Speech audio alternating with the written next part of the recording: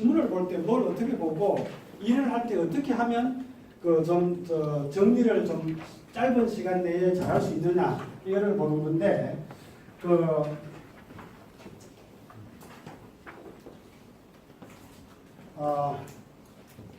여러분들 일단은 내용을 상세하게 보기 시작하면 시간 무지하게 걸리죠. 큰 틀의 서류함 기법이 뭐냐, 뭘 요구하는 거냐, 이것만 지금 파악하는 겁니다. 그걸 파악하는데 한 5분간 시간을 드릴 테니까 전체가 구조가 뭘 되고 뭘 요구하는 건지 이거를 각자 한번 이렇게 읽으면서 메모하지 마시고 뭘 하라는 거냐, 서류함 기법이 뭘 하라는 거냐, 그것만 파악하는 겁니다. 크게 뭐가 어떻게 되어 있는 건지 그것만 한번 쭉 보십니다. 각자. 예. 여기면서 서류함 기법이 뭐냐, 뭘 보라 하는 거냐.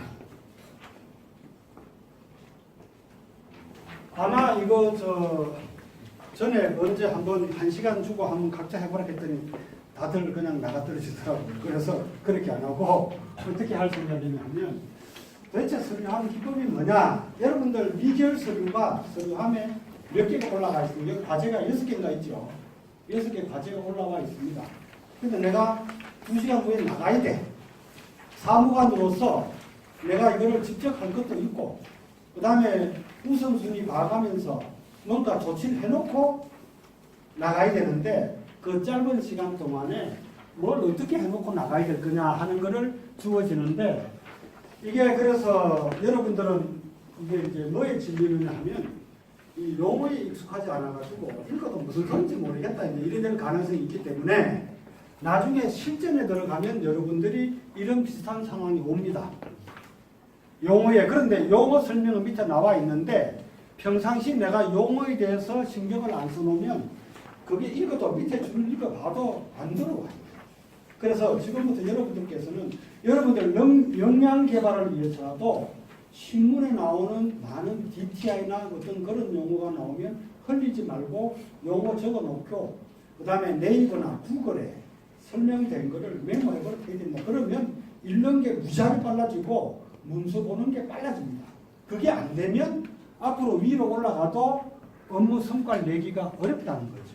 그래서 이 용어에 대해서 제가 간단하게 용어 설명을 좀 하고 개인이 잠깐 하고 그 다음에 인터뷰를 그 대표회가에 사진 찍어서 올려가지고 잠깐 인터뷰 해보는 걸 이런 식으로 실전을 한번 경험해 볼 건데 자 그래서 자 어떻게 되느냐면 참고사항이 서류함 기법은 가장 그 분야의 역량이 높은 사람 위주로 업무량이 주어져 있습니다. 그러다 보니까 보통 사람은 보면 누구나 양이 무지하게 많아. 야 이거를 1시간 만에 하라는 얘기냐? 그래서 뭡니까? 8, 90%는 1시간 만에 다 못해. 근데 못해도 뭘 보느냐 하면 하려고 애를 써가지고 얼마만큼 했느냐를 보는 겁니다. 그러니까 야 이거 도저히 나는 다 못한다. 다 못해도 괜찮지요. 왜? 다 하는 사람이 100명 같으면 10명도 안 됩니다. 다 하는 사람. 어차피 다 못해. 그러니까 좀 이렇게 눈에 들어오는 거 쉬운 것부터 탁탁탁 메모를 이렇게 하는 건데 그런데 중요한 건 뭐냐면 이 자료 정리하는 기본을 좀 아시면 어느 정도는 해낼 수가 있다. 어느 정도만 해내도 여러분들은 해피한 거다. 왜? 실제 업무할 때는 저렇게 빡빡하게 타이트하게 안 주어지거든요. 그런데 이건 시험이기 때문에 가장 역량이 높은 사람의 기준으로 그 사람이 엄청나게 빨리 잘 수행을 하면 다 할 수 있을 정도의 분량이 주어진다. 그래서 주어진 시간에 뭡니까? 완료 작성 다 하기는 원래 어려운 거다. 그러니까 뭡니까? 다른 사람도 해내고 있다. 그렇게 생각하면서 뭡니까? 센스 있게 쉬운 것부터 원래 쉬운 것부터 하면 안 되죠. 원래는 뭐부터 해야 됩니까? 원래는 긴급하고 중요한 것부터 원래는 해야 됩니다. 근데 여러분들은 이론상으로는 그렇고 실제 이거 하실 때는 금방금방 나올 수 있는 것부터 쫙쫙쫙 해놓으면 많이 우선 안정이 돼요. 긴급 처리를 해놓으면. 근데 그 요령 모르고 중요한 거, 긴급한 것부터 FM대로 한다고 해가 큰 거 매달려 버리면 한 개도 못하고 그냥 이게 되는 경우가 있는데 뭐 조금 요령이 필요합니다. 그 다음에 포기하지 않고 주어진 시간 내에 계략적으로 작성을 해도 되는데 남들이 워낙 이게 덜 했는 거기 때문에 내가 계략적으로 파악해 작성해놔도 이렇게 보는 사람 입장에서는 꽤 훌륭하다 이렇게 볼 수가 있습니다. 그런데 이거 요령을 분류하고 정리하는 게 이게 착 문제가 이렇게 과제가 떨어지면 여러분들 여기 이제 과제가 몇 개 떨어졌거든요. 보면 감이 탁 잡혀야 됩니다. 근데 나 감이 안 잡히는데 나 어쩌란 말이냐? 어떻게 하면 감이 잡히죠? 어떤 문제가 떨어지면 그 문제에 대한 솔루션은 제목 구체적으로 적고 그 다음에 현상 적는 거죠. 현상은 팩트라고 그랬죠. 팩트를 적을 때 자료를 뽑을 때 어떻게 참고로 뽑느냐 하면 이게 이제 감이 좀 잡히는 사람은 항상 전체적으로 이게 이슈가 뭐냐, 그 중에 중요한 게 뭐냐, 전체를 개략적으로 보고 중요한 이슈를 뽑아내는 게 이게 습관이 되면 읽으면 그냥 딱 들어옵니다. 근데 그게 안 된 사람은 부분만 자꾸 보다 보니까 이게 계속 헤매고 있는 거예요. 전체적으로 예를 들어 가계부채 같으면 가계부채 같으면 여러분들 진짜로 전체적으로 뭡니까? 우리나라 가계부채가 그럼 지금 얼마라는 거냐? 그런 거. 그는 가계부채가 어쨌다는 거냐? 못 갚는 사람이 문제가 되겠죠? 그럼 못 갚는 사람이 어떤 사람이고 얼마만큼 되고 이거에 대해서 어떻게 해야 될 거냐? 이렇게 딱 어떤 주제가 쓰면 이게 딱 잡히면 그 다음에 뭡니까? 읽을 때는 선별해서 읽으면서 딱딱 정리가 되기 때문에 짧은 시간에 확 정리된다 이거죠. 그래서 어떤 걸 파악할 때 맨 먼저 뭘 합니까? 전체적인 구도가 뭐냐? 그 다음에 핵심 이슈가 뭐냐? 핵심 이슈 중에 뭐가 한두 개 내가 고려할 건데 그 핵심 이슈의 한두 가지는 어떻습니까? 꼭 통일되어 있지는 않아. 난 이걸 핵심 이슈로 보면 이걸로 핵심 이슈로 가는 거예요. 그게 정답이 있는 거 아니죠? 정답을 찾으려고 하면 이제 엎어지는 거예요. 정답은 없어요, 이게. 정답이 어디 있습니까? 근거만 있으면 돼. 무슨 얘기인지 아시겠죠? 그래서 읽으면서 전체적으로 어떻고 부분적인 이슈 중에 뭔데 그게 핵심되는 게 뭐냐 이것만 알면 읽을 때 필요한 거 메모 딱딱딱 하면서 눈에 샥 들어옵니다. 또 이미 정리가 그래야 된다. 그래서 여러분들께서는 머릿속에 뭘 염두에 두시면 되느냐 하면 보고서에서도 마찬가지입니다. 이게 제목 요거 좀 잘 나오는 거 한번 좀 찾아봐주세요. 이러면 떨어뜨리나. 제목을 구체적이면 구체적일수록 가급적이면 좋다.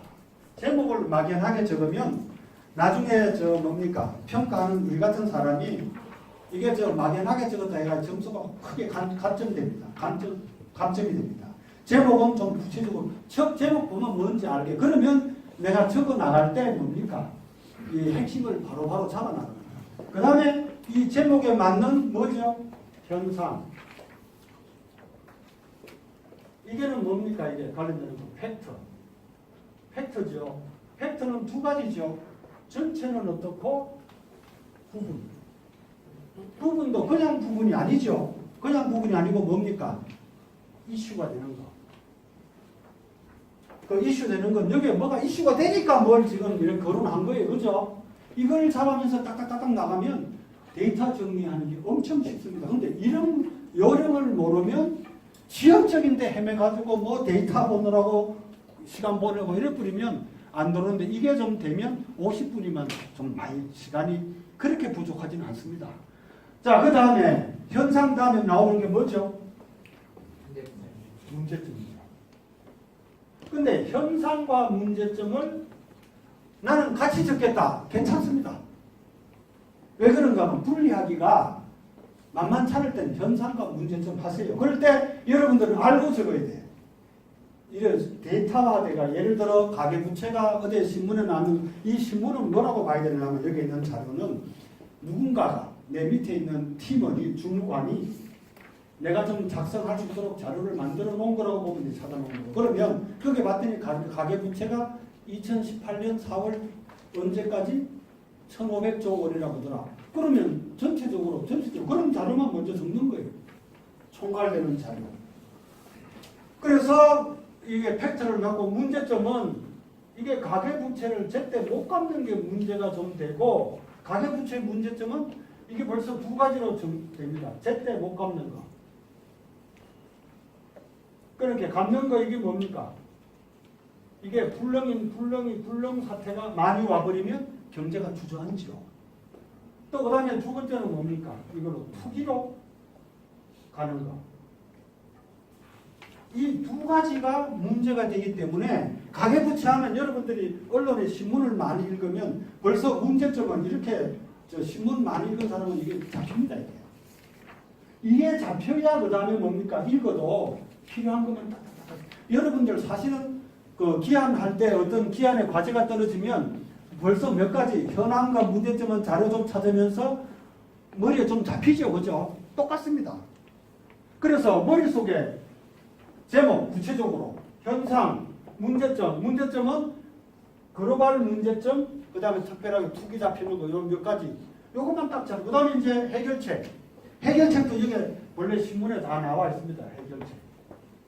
해결책, 이게 신문보다는 구글이나 네이버에 검색해가 뽑아놓은 것이라면 되고, 그 다음에 내부자료도 있죠. 그런 거 가지고 나온 거 가지고 이 문제점하고 연결된 해결책을 몇 가지 적습니다. 이렇게. 그 다음에 시간이 조금 나면 세부 사항. 요거를 좀 주제를 이게 이제 여기서 이제 하이라이트가 뭐냐? 그룹핑이 되죠. 그룹핑. 이 사실 팩트만 나열하게 되면 꽝입니다. 이게 주제별로 묶어서 이게. 주제별로 묶는 것도 이렇게 연습이 되면 뭡니까? 내부적으로는 어떻고 외부적으로는 어떻고 두 가지만 해도 돼요. 그 다음에 대외적으로는 어떻고 대내적으로는 어떻고 그 다음에 전체적으로는 어떻고 부분적으로는 어떻고. 왜 스와트 분석이라고 들어보셨죠? 강점은 어떻고 약점은 뭐고 사안에 따라서 두 가지 내지 몇 가지로만 이렇게 그 주제에 맞게 분류만 딱 대줘가 그거 정리를 하면 그러면 이거에 맞게 세부 사항이 예를 들어 그 대내적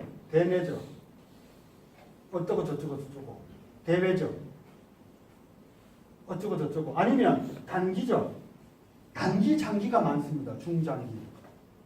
우선 급하니까 단기적으로 어떻게 해서 저기 하고 장기적으로 어떻게 한다. 이렇게 구분해가 정리를 하면 오는 사람이 뭡니까? 착 들어오잖아 그냥. 나도 분명해져. 그러면 내가 발표를 할 때 뭡니까? 핵심이 딱 드러나죠. 그래서 여러분들께서는 이거 늘 하고 있다 이거지. 어떤 기한을 하든지 간에 제목 딱 정해져 있고 현상 정리되어 있고 현상을 보고 문제점도 잡아내는 거는 아까 제가 얘기했듯이 노인이 많다. 시골에 노인이 많다 이거지. 그래서 내가 이걸로 끌고 나갈 때는 예를 들어 유휴 경지가 많이 되는 걸 그거 갖고 그러면 거기다가 포커스를 두는 거예요. 어디로 포커스 두는 거는 그거 이제 내가 글 쓰는 사람의 그 이제 위에 대책 이런 거 하고 할 때 근데 이거 따로 놀면 어떻게 됩니까? 문제점하고 해결책 따로 놀면 꽝이지. 연결되어 있어야 됩니다. 해결책. 근데 해결책도 여러 가지 나와 있겠지만 그게 관련되는 해결책을 넣으면 되고 그런데 중요한 건 뭐냐? 여기에 있는 자료만 활용해야 되지 내가 그 바쁜데 휴대폰 검색한다. 이러면 안 됩니다. 그 있는 자료만 가지고 거기다가 내가 조금 아이디어 살리는 거는 괜찮은데 그것을 검색한다고 이거는 검색했다 하더라도 그 자료를 쓰면 안 됩니다. 이 팩트에 바탕을 두고 써야 되는 거죠. 그래서 어떤 사람은 잘한다고 휴대폰 꺼놓고 막 구글 검색하고 앉아서 그러면 뭡니까? 시간 다 가버려요. 여기 있는 자료 가지고 해라 이거죠. 자료가 어느 정도는 쓸 수 있도록 되어 있습니다.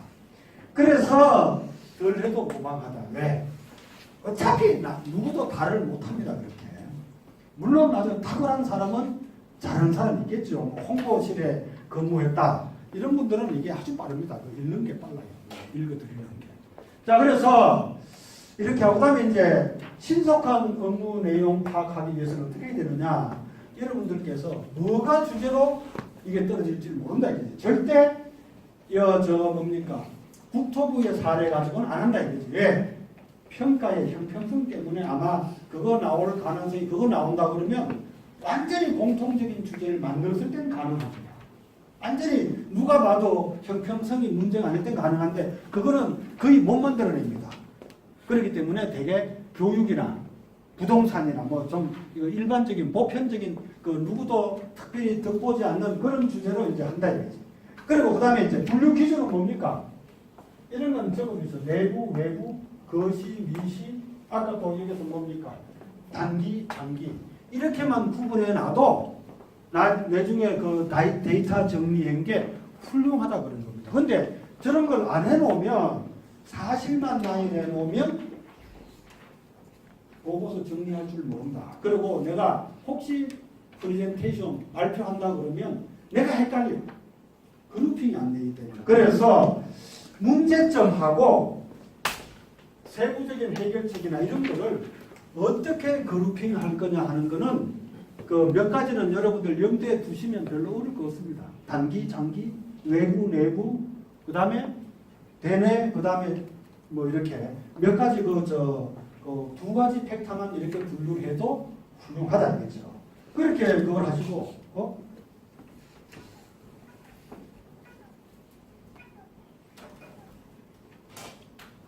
자, 그래서 국토부 관련 주제는 특정 부서 출신의 유기학을 피하기 위해서 일반적으로 안 한다. 그래서 여러분들께서는 교육 문제, 학교 폭력, 그 다음에 성범죄 문제 이런 공통적인 이슈를 하기 때문에 신문을 좀 이렇게 이제 지금부터는 유심히 좀 보실 필요가 있고 거기서 특이한 단어가 나오면 내가 잘 모르는 거는 메모해가지고 좀 이렇게 좀 해주시면 인력이 확 빨라집니다.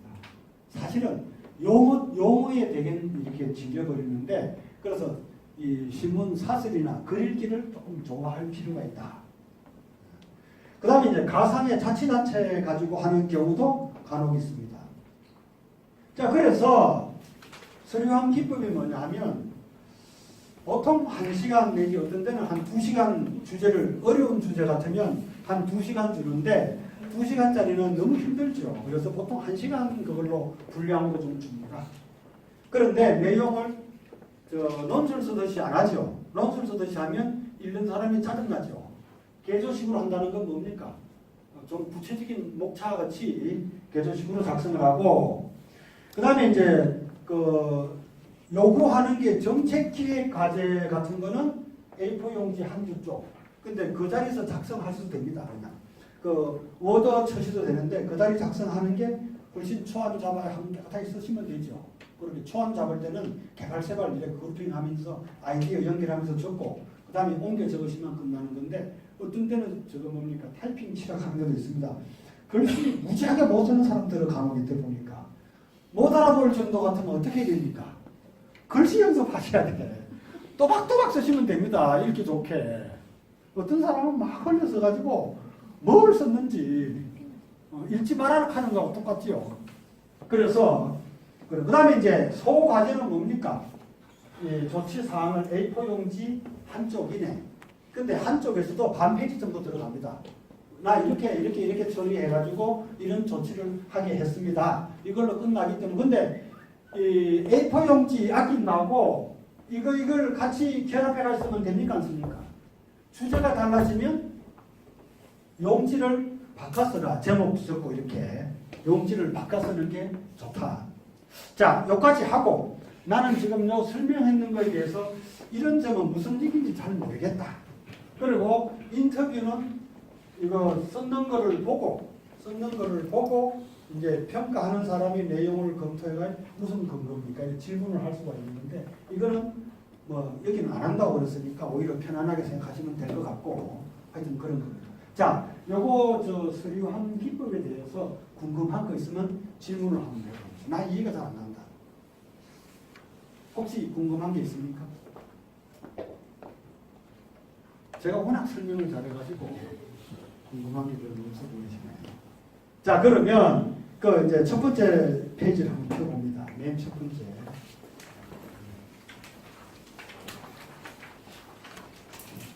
아니. 서류함 기법의 맨 첫 번째 페이지.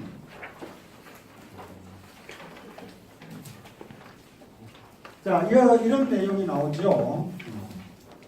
지금 여기는 가계부채이기 때문에 금융위원회 그걸로 이렇게 되어 있습니다. 자, 여기에서.